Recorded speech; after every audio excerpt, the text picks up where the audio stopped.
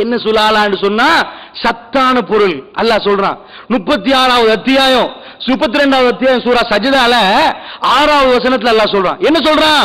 நீ பார்க்கலையா நான் எப்படி உன்னை படைச்சேன்? சும்மா ஜஅல நஸ்லஹு மின் சுலாலத்தின் மின் மாயின் மஹீன். ஒரு சின்ன சொட்டு தண்ணி, அதுல என்ன இருந்துச்சு? உன் தலையை உன் தலைமுறை உண்டாக்குறதுக்கு எல்லா சத்தையும் அதுல வச்சிருந்தேன்னு அல்லாஹ் சொல்றான். நாம கண்ணால பாக்குறமே அந்த சின்ன தண்ணி, அந்த தண்ணிக்குள்ள என்னெல்லாம் இருக்குதா? உனக்குள்ள அவ்வளவும் இருக்குதான். ஒரு மனிதனுடைய பாதி அதுல இருக்குன்னு விஞ்ஞானி சொல்றான். ஒரு மனுஷன் பாதி எதுல இருக்குதா? அந்த சின்ன ட்ரப்புக்குள்ள உனக்கு பார்த்தனே, நீ எப்படி படைக்கப்பட்டன்னு பார்க்க மாட்டியா? பல் எந்துருல் இன்சான் மிம்ம குலிக். மனிதன் எவ்வாறு படைக்கப்பட்டான் என்று அவன் பார்க்க வேண்டாமா? அல்லாஹ் கேட்கிறான். குலிக்க மிம்மாயின் தாஃபிக், துடிச்சு பாஞ்சு ஓடுகிற விந்துல அவன் படைச்சான். அந்த விந்துடைய ஸ்டேஜ் சொல்ல போகல, விந்த நல்லா சொல்லல, அது குதிச்சு ஓடும். இன்றை கண்டுபிடிக்கிறான், மோட்டார் போட்டு ஓடுறான் கடல்ல, அது என்ன ஸ்பீடோ அந்த ஸ்பீட்ல தான் இந்த விந்து போறான் உள்ளக்கு. அந்த அளவு வேகமா விந்து போகுது சொல்றான். இந்த விந்துல சக்தி இருக்குது, நியூட்ரிஷன்ஸ்.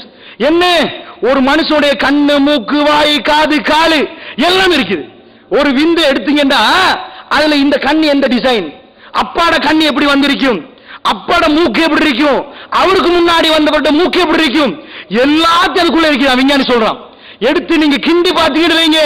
இதான் ஜீனை பத்தி ஜெனடிக்ஸ், இந்த இது மரபியல் படிக்கிறான். படிச்சு பார்த்து விந்துக்குள்ள அவ்வளோத்தையும் செட் பண்ணிருக்கிறான்.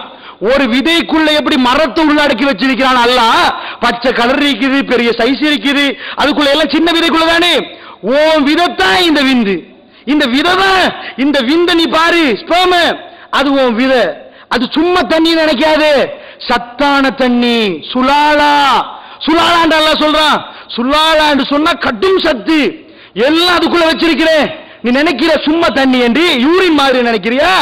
இல்ல, அது வேஸ்ட் வாட்டர். இது ஒன்ன படைக்கிற வாட்டர், அதான் டிஃபரண்ட். இதுக்குள்ள நிறைய சத்து போட்டிருக்கிறேன். இவ்வளவு சின்னதா வச்சிருக்கிறேன். சின்ன நான் சைஸை ஏற்கனவே சொல்லிட்டேன், குர்ஆன் சொல்லுது.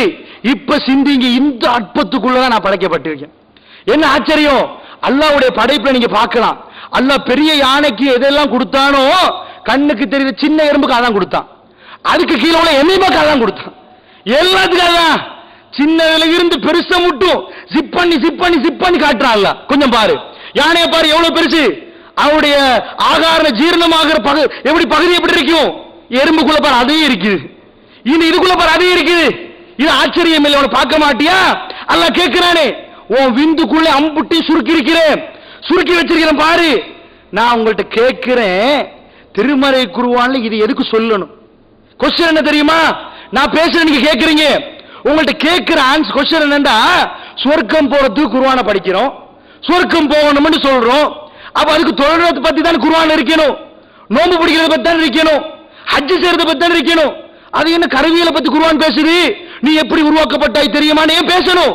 இது எதுக்கு பேசுறது? ஒரு விஷயத்தை ஜாக்கிரதையா புரியுங்க. ஒரு கூட்டம் வந்துச்சு, நீங்க உலகம் எல்லாம் படிக்க தேவையில்ல, உங்க பிள்ளை மதரசாவும் கையுமா வைங்கண்டாங்க, நீங்க ஜுப்பா போட்டு திரிய விடுங்கண்டாங்க. பெருமானார் இப்படி சொன்னாங்களா? முஸ்லிம்களுடைய காணாமல் போன சொத்து கல்வி, எங்க கண்டாலும் பிடிங்கண்டாங்க. திருமதியில் ஹதீஸ் வருது. கல்விக்கு அந்த அளவு பயங்கரமான ஒரு வெயிட்டை கொடுத்தாங்க நபிகள் நாயகம் ஸல்லல்லாஹு அலைஹி வஸல்லம்.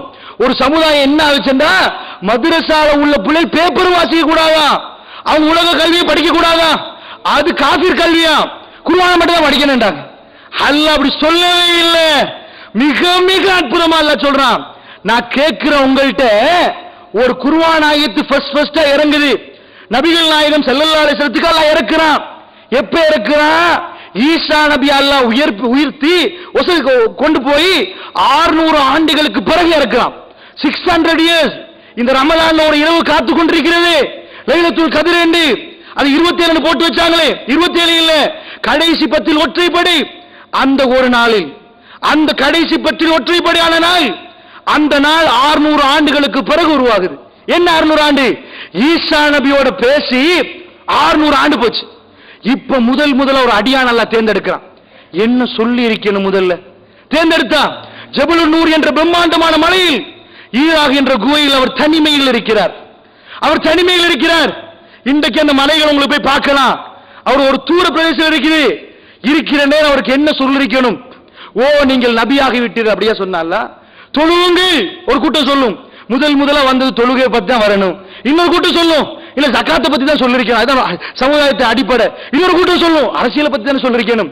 அல்லாஹ் என்ன பண்றான்? கல்வியை தான் சொல்றான். எப்படி ஈக்கிறான்? ஓதுங்கள். அவர் என்ன சொல்ற? மான பிக்காரியின், எனக்கு தெரியாது, எனக்கு எழுத தெரியாது, போத தெரியாது, வாசிக்க தெரியாது. ஈக்கிறான், ஓதுங்க. 600 ஆண்டுகளுக்கு பிறகு அல்லாஹ் இறக்குறான். ஈசா நபிக்கு பிறகு முதல் வார்த்தை. அந்த முதல் வார்த்தைக்கு எவ்வளவு வெயிட் இருக்கும்? அந்த வார்த்தை என்ன வார்த்தை? ஓதுவீராக, படிப்பீராக, வாசிப்பீராக. நபி சொல்றாரு, மாநபிக்காரின், எனக்கு தான் தெரியாது, அது சப்ஜெக்டே தெரியாது, எனக்கு வாசிக்கவும் தெரியாது. அப்ப நீங்க நினைக்கிறீங்களா ஜாமத்துல அல்லாஹ் ஜோக் பண்றாண்டு? ஒரு மலக்கு அனுப்பி தெரியாதவர் சும்மா ஜோக் பண்ணி பார்ப்போம் என்ன சொல்ற? அதான் இல்ல, நபிக்கு தெரியாதுன்னு அல்லாஹ்க்கு தெரியும். இது ஒட்டுமொத்த உலகத்துக்கு மெசேஜ். ஒரு முஸ்லிம் படிக்கணும், ஒரு முஸ்லிம் புக்கோட இருக்கணும், ஒரு முஸ்லிம் வாசிக்கணும். இதுதான் இஸ்லாம். பல்கலைக்கழகத்துக்கு நாங்க தான் சொந்தக்காரர்கள். இந்த உலகத்தில் அடிப்படை கண்டுபிடிப்புகளுக்கு நாங்க இருக்கணும். உலக வரலாறுல எல்லாத்தையும் மறைச்சி ஒன்றுமில்லாமல் ஆக்கியிருக்கிற நேரம் இருந்தா நான் சொல்றேன். எப்படி நாங்கள் படித்தோம்? எங்க பல்கலைக்கழகத்தோட பீட்டு பண்ணுவது ஒரு பல்கலைக்கழகம் இல்ல. நஃபீஸ் கண்டுபிடிச்சது இந்த குருதி ஓட்டம் எல்லாம் வில்லியம் ஹாவிக்கு முன்னாடி கண்டுபிடிச்சாரு. இப்படி நிறைய மறைச்சு வச்சிருக்கிறாங்க. நான் என்ன சொல்ல வர்றேன்டா, படி என்று தொடங்கிச்சு, என்ன ஆச்சு? படி என்று சொன்ன விஷயத்தை அப்படியே மறைச்சு, நீங்கள் பள்ளிவாசலுக்குள் சும்மா இருங்க, அப்படியே பள்ளிவாசல்ல தபமா கடங்க, 40 நாள் போங்க, இப்படி மார்க்கத்தை மாத்தினாங்க. கல்வியை தேடிப்போ, படி, மக்களுக்கு பிரச்சாரம் பண்ணி. குர்ஆன்ல மனிதனை பத்தி என்னத்துக்கெல்லாம் பார்க்க சொல்றான்? அல்லாஹ் தானே சொல்றான், ஃபல் யன்துருல் இன்சானு மிம்ம குலிக், மனிதன் எதனால் எப்படி படைக்கப்பட்ட நாம் பார்க்க வேண்டாமா? இது எப்படி பள்ளிக்குள்ள இருந்து விளங்கும்? ஓயாள் இப்பொழுது நல்லா விளங்குறது. மனுஷன் இப்படியா? ஆய்வு கூடத்தை நோக்கி போ, எடுத்து பாரு, விந்த புடி, ஸ்நேக முட்டைய பாரு, இப்ப விளங்குதா உனக்கு? அது அததான் சொல்லுது. எப்படி விளங்குது? 86வது அத்தியாயம் 5வது வசனம், அது 6வது வசனம் அல்லாஹ் விந்த தான் பேசுறான். எப்படி படைச்சம் தெரியுமா? குதிக்கிற விந்துல ஒண்ணு படைச்சம், போய் பாரு அல்லாஹ் சொல்றான். அதுக்கப்புறம் எப்படி தெரியுமா உனக்கு? அது எங்க வெளிவருது தெரியுமா? மின் பைனி சுல்பி வத்தராயிப். சுப்ஹானல்லாஹ், இதை விட அற்புதமே இல்லை. நான் சொல்லுவது இது மிக மிக அற்புதம். இன்னைக்கு கண்டுபிடிக்கிறான். நான் உங்கள்கிட்ட கேட்கிறேன், இதை வேற மாதிரி எடுத்துடாதீங்க. திருமறை குர்ஆன் உங்க படைப்பு என்ன படைச்சதை பத்தி பேசுது, உங்களை படைச்சதை பத்தி பேசுது. இந்த விந்திர என்னெல்லாம் பேசுது? ஒன்று சைஸ பேசுச்சு, அப்புறம் சுலாலா அதோடைய சத்த பேசுச்சு. இப்ப நான் சொல்றேன், அடுத்தது அல்லாஹ் கேட்கிறான், எப்படி? யஹ்ருஜு மின் பைனி சுல்பி வத்தராயிப், அது முதுகந்தண்டுக்கும், அதாவது அந்த ஒரு ஏரியாவை சொல்றான், சுல்பு முதுகந்தண்டுக்கும் அந்த பின்புறத்துக்கு நடுவில் இருந்து அது வருகிறது. விழாவுக்கும் முதுகந்தண்டுக்கும் அந்த விழா எலும்பிருக்கிறா இல்லையா, அந்த வயிறு, அந்த ஏரியாக்கு ஏறி அது வெளியே வருகிறது. அல்லாஹ் சொல்றான். இப்போ உங்க யாருக்காவது தெரியுமா விந்து நிஜமா எங்க இருந்து வருது? விந்து வருகிற ஏரியா தெரியுமா? எந்த இடத்துல வெளியே வருதுன்னு தெரியுமா? ஒரு போர்ஸோட வருதுன்னு எல்லாரும் படிச்சிருப்பீங்க. அது வர்ற ஏரியா தெரியாது. பட்டம் பிடிச்சு குர்ஆன் சொல்லுது, அது மேல ஏறுது. சரிய விழா எலும்பு முதுகந்த அந்த லெவலுக்கு போகுது. மின் பைனி சுல்பி வத்தராயிப், அங்கிருந்து ஒரு வீசி வீசி வருது வெளியே. அல்லாஹ் குர்ஆன்ல சொல்றான். இன்னைக்கு கண்டுபிடிச்சு பார்க்கிறான், உண்மையானது மேல போகுது, சரி அந்த இடத்துக்கு போகுது, அந்த இடத்துக்கு வெளியே வருது. நெஞ்சில கை வச்சு சொல்லுங்க, உங்களுக்கு இது தெரியுமா? பிறந்தவங்க தானே நாங்க, இந்த பூமிக்கு வந்தவங்க தானே, இந்த கண்ணு மூக்கு வாயில நாம எடுத்து வரலையே, இறைவன் தானே செஞ்சா. என்றைக்காவது பாத்தீங்களா? எதுக்கு அல்லாஹ் சொல்றான்? நீ போய் பார்க்கணும். இதான் குர்ஆனை படிக்கிறது. இது எதுக்கு இந்த கூட்டத்தை நாங்க செய்யறோம்டா? ரமலானில் குர்ஆனை படிக்கணும், இப்படிதான் படிக்கிறது. இதெல்லாம் ஆய்வு பண்ணணும். இப்படி எல்லாம் இருக்கிறதா சுப்ஹானல்லாஹ்னு சொல்லணும். எங்க போய் வருகுது என்பது சிலர் இன்னைக்கு தான் படிச்சிருப்பீங்க. அது மட்டும் இல்ல, அதோட நிப்பாட்டலாம் தானே. அதுக்கு அடுத்த ஸ்டேஜ் எல்லாம் சொல்றான். வெளியே வந்தா என்ன நடக்குதா? 75வது அத்தியாயம் 37வது வசனத்துல அல்லாஹ் சொல்றான், அலம் யகு நுத்ஃபத்தும் மின் மனி யும்னா. உங்களை அதாவது யும்னான்ற வேர்டுக்கு என்ன அர்த்தம்டா, ஒரு மண் இருக்குது, மண்ணில கொண்டு போய் விதைய போடுறோம். விதைய போட்டு இப்ப என்ன சொல்லுவோம்? விதை மண்ணோட சேருது, ஒன்று அமுக்கிறோம். இதுக்கு தான் அர்த்தம் யும்னா. தும்னாண்டா, தும்னாண்டா என்னண்டா, ஒன்றுக்குள்ள ஒன்று புகுத்துவது, ஒன்றுக்குள்ள ஒன்று புகுத்துறதுக்கு தும்னா. இன்னொரு அர்த்தம் இருக்குது, வீசுறது, ஒன்று தூக்கி இப்படி வீசுறது, எரிகிறது, அதுக்கும் தும்னாண்டுவாங்க. அல்லாஹ் எப்படி சொல்றான் பாருங்க சுப்ஹானல்லாஹ். அலம் யகு மின் நுத்ஃபத்தி யும்னா, ஏய் உன்னை நான் எப்படி படைத்தேன் தெரியுமா? ஒன்றுக்குள்ள ஒன்று நுழைச்சி உன் நுத்துஃபாவை கொண்டு போய் ஒன்றுல நுழைச்சேன். அப்படி ஒண்ணு நான் படைக்கலையா? ஆச்சரியம் என்னண்டா, சுப்ஹானல்லாஹ். இதுக்கு இந்த ஹதீஸை சொன்னவங்க வழங்கும். ஆரம்ப ஸ்டேஜ்ல மனுஷன்ட ஒரு விந்து வருகுது, ஒரு ஸ்நேகி முட்டை உள்ள இருக்குது. உங்களுக்கு தெரியும் ஸ்நேகி முட்டை. ஒரு ஆம்பளை வந்து பிறக்கிற நேரத்திலேயே விந்தெல்லாம் வராது. அதுக்கு பிறகு ஒரு ஸ்டேஜ் வரும். அவன் வந்து வயதுக்கு வந்த பிறகு ஒரு நாளைக்கு பல லட்சம் விந்து வெளியே வரும், பல லட்சம்.